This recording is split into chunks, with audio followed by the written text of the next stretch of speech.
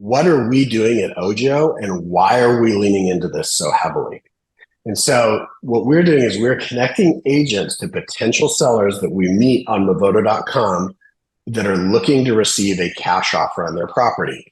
Now, these people are going to come from from a spectrum of different situations. Like Chris said, some are curious, some have a real thing that they need it now.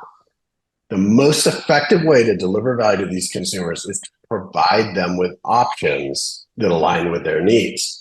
So as a flow, and I'm ignoring the Q&A and chat for a second, so keep putting your questions in there, but I'll get to them in a minute.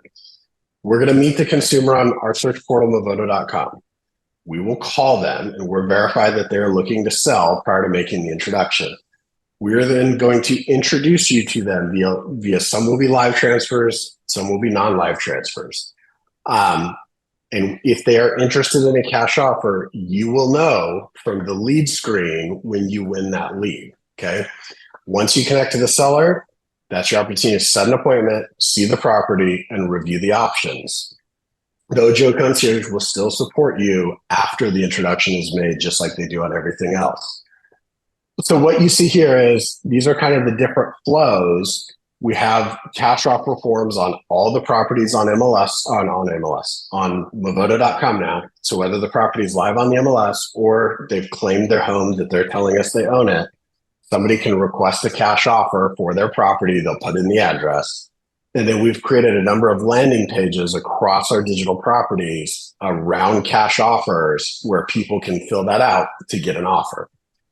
Now, what I want to help you understand is people will generally fall into one of four buckets, and we've given them really fun names so that they're easy to remember. So there's a curious Carol. That's somebody that's like, hey, what would somebody pay for my house? Maybe they haven't found the next house. Maybe they're not highly motivated, but they want to talk to somebody. They want to find out what it's worth, what somebody would pay. These people will likely require some nurturing, okay? The second time, we're going to call that a fix-up Felix. I want you to think about distressed properties differently from distressed sellers.